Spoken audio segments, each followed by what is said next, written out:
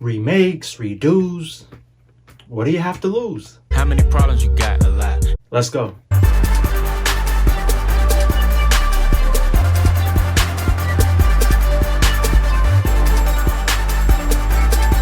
So Space Jam: A New Legacy stars NBA superstar LeBron James and actor Don Cheadle, who engage in a digital world where they both have to battle to get what they want. And what's always the best way to resolve your conflicts?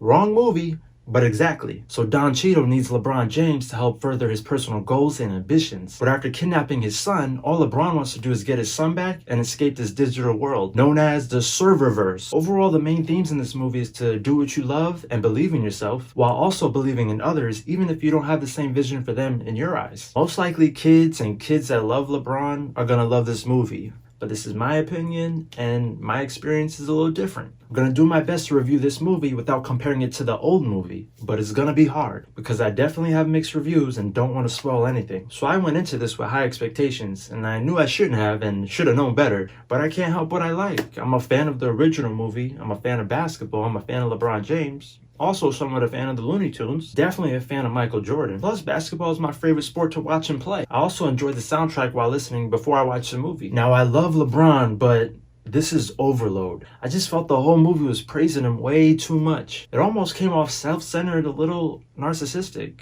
And we get it. LeBron's perfect. He is super successful, but not everyone is, so we get it. And honestly, guys, first impressions are everything. So when a movie doesn't hit right away, it could feel like a drag. Let me calm down. Oh my God. Oh my God. Before we get into the bullshit, let me mention some pros first. The movie incorporates other brands and characters throughout Warner Brothers Studios, such as DC Superheroes, King Kong, and the Iron Giant. I thought this was awesome because there are parts of the movies where the Looney Tunes characters were interacting with these franchise universes. It reminded me of the movie Ready Player One. These were some of the funniest scenes in the movies and the best parts in my opinion. There were times in the movies where this actually felt like a sequel, which I wasn't expecting because I thought this was going to be its own movie. The animation and graphics look great. I really liked the live action look of the Looney Tunes, and I thought LeBron's cartoon character looked cool too. Going into this, I thought the only thing that would annoy me would be Zendaya's performance, believe it or not. Sometimes with these actors, when they do voiceover work, in my opinion, it's like you think of that person because their voice is kind of distinct. But for Lola Bunny and this new version of her, I actually thought she did a good job and was surprised. And I wasn't too pressed about the character design change like some people were. There were a few laughs in the movies, but honestly, I almost fell asleep halfway through the movie, and that's rare. So let's take it back to where I was kind of bashing LeBron James because... That's all, folks.